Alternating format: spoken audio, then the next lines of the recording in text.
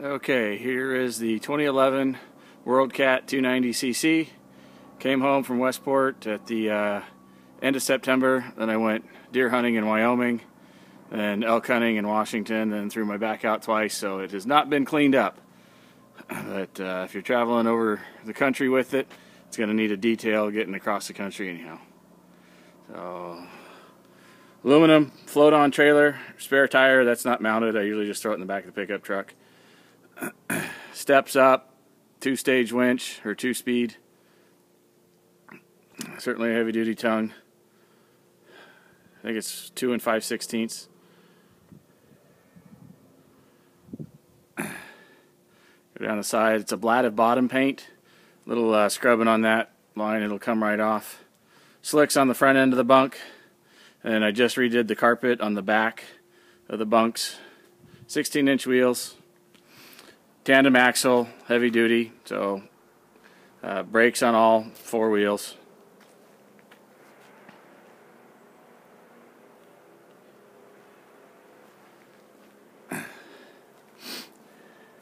Yamaha F250s, 3-blade stainless props. It's all the stock stuff. They're as pictured and discussed in the ad. A little bit of wear on the paint right there on that one, and I figured that out. That is the wide load banner that sits there and rubs. She is 9.5 foot wide, so I do get a permit to tow her. Storage things on the back for your pliers and whatnot. More storage on the back for pliers. That's the freshwater wash down. I usually throw a little bit of lemon bleach in that, and anytime somebody needs to use that to clean up after some fish, it smells nice. I'm trying to back up here as much as I can.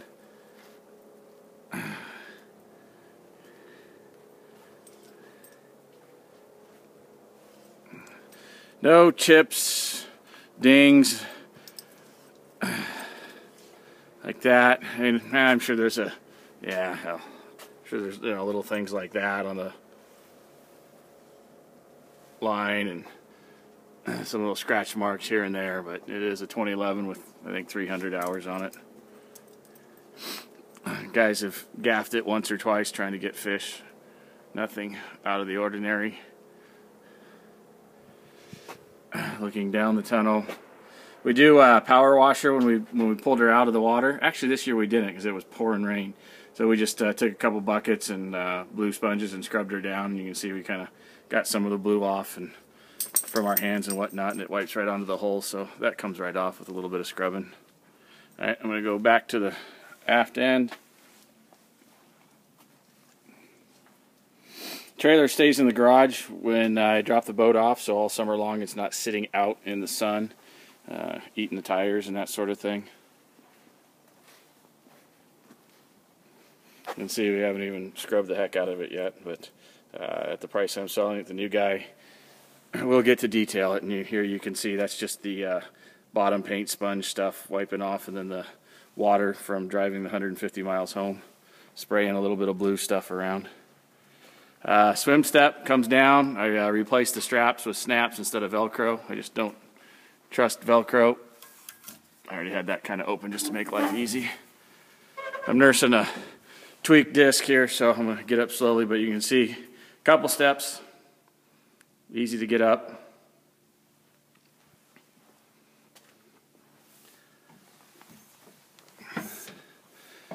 Access to the oh gosh, what's that valve called? Oh, there's a valve, steering valve in there to if you ever need to adjust the motor steering. Instead of a solid tie bar that goes across the two, it's that's what it is. It's the tie bar, liquid tie bar valve. That's what they use. It goes underneath. Those are accesses down to the bilge.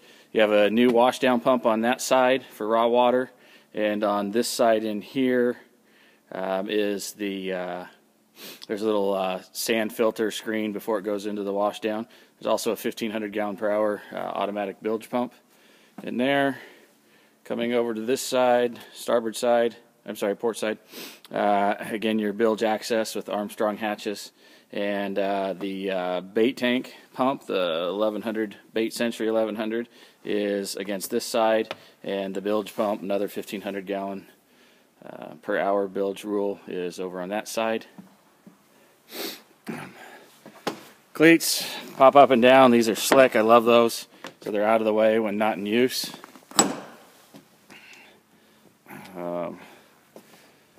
Drains super fast. This is the seat storage. I don't have the seat in here like I told you. I do have it. You can plop it back in, but getting into those tackle stations, there is pretty much a pain in the ass when you're trying to, if you got the seat up or on it in any way. Fuel water separator, super easy to get to. I might even have a spare of those. Big hole here for tackle stuff. I keep my boat registration, insurance, things like that in there. More tackle stuff. Tube holders for, I use them for X-Wraps. Coming up, pump in there, for macerator for the head, overflow discharge. This is the side for the canvas, the spray curtains. It goes all the way back. Well, it goes about to the bait tank, so they're about 4 foot long. And then the tops of them attach in this runner here, so you can have them locked in top end and the bottom.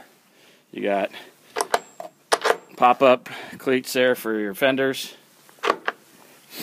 Another stainless cleat. Gas on one side too, 125 gallon tanks. You have wastewater there. If you ever use the head, I've never used it. Don't ask me how to use it. There is a little bit of seal gap right here, and just some little stress cracks, spider cracks, whatever, right there on top of the gel coat. It's been there as long as I had it. I bought it with 25 hours from Southern Charleston. Coming up, another one of those pop-up mooring things for your fenders, more cleats. There's a good luck you're going to want to replace these cushions, or not the whole cushion itself, but I mean, obviously, that tape's just had enough. It gets put on every season, but you just need to replace it. Windlass controls up here. There's also some on the helm. Storage. That's where I usually keep fenders and all your anchor lines, but I keep 2 fenders on this side. It's about all she needs. Over here is another big, huge storage area. Another secondary washdown station. A lot of life jackets. I always keep a manual just in case something silly happens. But that's a ton of room down in there. You probably also notice I have a towel and a change of clothes in there in case anybody gets wet. More cleats. Let's see if I can do this. These are on both sides, and it's just rod storage. It's kind of short rod storage, a little silly, but not really something that we ever use. You can see it's got access plates all over the dang boat.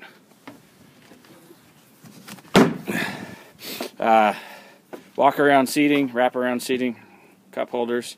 These are insulated. You can use them. They just free drain right down in there.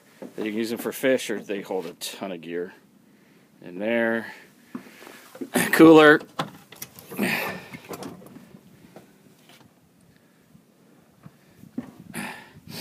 I put a little plug there just so it doesn't just drain all my ice out. I'd rather have icy water than nothing left. Another one of these storage boxes on this side. Nothing in it. Good. You can see, huge. There is a little bit of gel coat, spidering on these corners.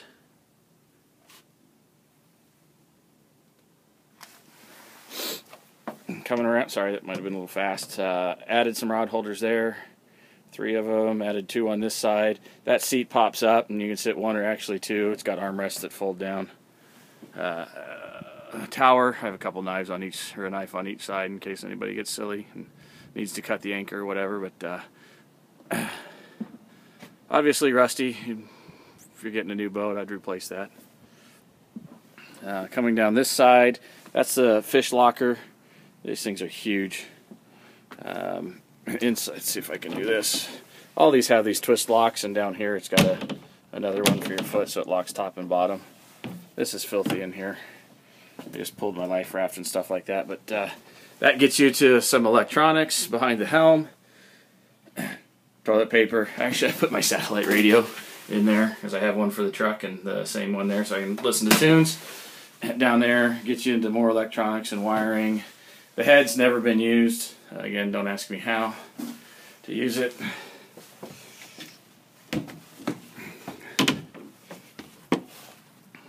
More hatch plates. This box here gets you to your battery switches. There's, I think, 4 of them. Hang on, it's going to take 2 hands. 5 of them. Yeah. So you have your battery tender, minder thing there, and a bunch of circuit breakers, and then all your other battery switches and mains. So you can kill it all if you need to. Underneath that is 3 batteries down there, and the power steering pump, which you can see the 4 screw holes right there. You got a charging plug right there, and then your raw water washdown hose back there. Dual binnacle. That steering is adjustable. That there, push on that, and you can move the wheel up or down, tilt it, whatever you need to do. This is going to be another 2-hander, but it's got a cover there, just kind of out of sight, out of mind for electronics.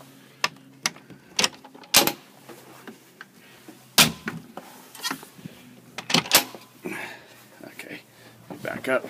4208, the GHC 10 autopilot controller. 5212, that's a little clip for an iPod or something that you want to leave there. Kind of handy. Gauges, I mean, pretty standard. That's all typical WorldCat. Like I said in the ad, the starboard fish box, I think the switch is bad. It's just not running power. It's not lighting up when we hit it, so we had to drain it with a bucket this year. I have a little thing up there to keep stuff from sliding off it. Works pretty well. More switches up there for the overhead lights and nav lights, and VHF 200 I added when I bought the boat. It had, I don't know, standard horizon or something basic that wasn't talking to the chart plotter. Radio folds down for a CD player if anybody still has CDs. There is a USB plug here, so you want to put your iPad into it or iPod or whatever. You can do that. Seating, just like every other WorldCat. Bolster seats that fold up and down. Right, dirty. Been sitting in the garage for a couple months. Storage, got to have your anti-seasickness medicine. I do anyway. Let's see, going back here to the starboard. Water, gas, again 125 gallon tanks. You can see there's the sealant here is kind of coming away, so it doesn't do anything that I can tell. Yeah, let me show you the little fish cleaning station. Whatever. You got another one for your raw water or fuel water separator in there. Another tackle station in there. Just a big opening for stuff in there. And then there's another box up here that just has access to SureFlow pump. I believe that might be for the front raw water. I'm not sure. Coming around to the stern. I do have the door. It's up in my shop. You can see I back into it. It goes underneath it. But the door will just screw right back in. All those were siliconed. When I took the door off, we'd never used the door. It got in the way because we had a big 40-gallon bucket sitting right here for bleeding fish in. This is the rear footrest for the bait tank. Like I said, I can unscrew that. I'll keep it. You can have the old footrest back in there. Your bait tank, I think it's like 40 or 42 gallons. Like I said in the ad, we lost this, and I don't know how somebody ended up dumping it because it sure as heck didn't go down into that little drain. Just typical crew not paying attention. These are the little storage bars that I added. You know, just a little bungee to, you know, throw some bags of chips or whatever. A couple extra cup holders.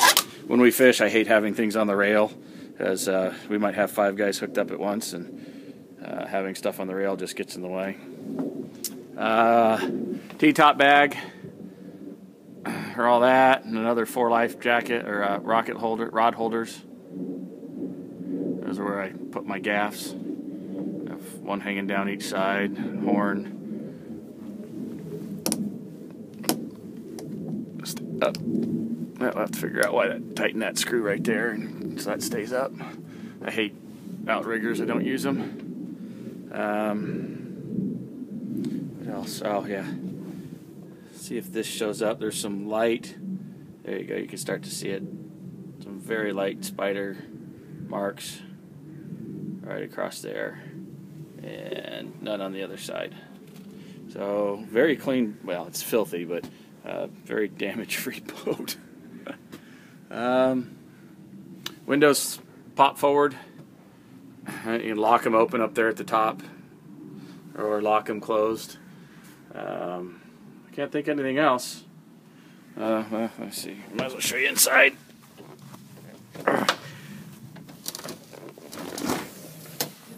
Yeah, there's still some scales in there. Good job, guys. So I think I showed one a picture that has. I think you get like 5-gallon buckets in the dang things. They're huge. Oh, if you're not fishing a lot, man, you could sleep the kids in there. Leave it open. This is how these little snap or twist locks, the side curtains mount up to those, so they lock into the place there, and then they go to the outside.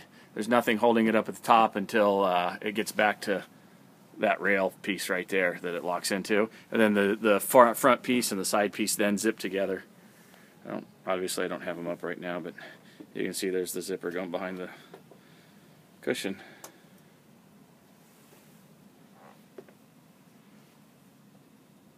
Scotty plugs, or for deep drop reels, kite reels, things like that.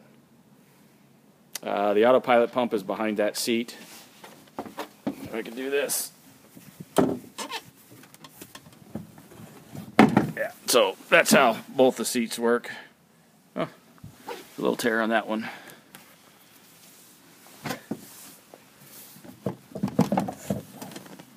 And then never use the seats. I run 3 bean bags, so we usually fish 5 people on the boat, and nobody wants to sit in a seat when they can sit in a bean bag. If you don't have bean bags, you want bean bags. They're so nice. All right, all she needs is a good bath, but she's going to get filthy coming across the country anyhow.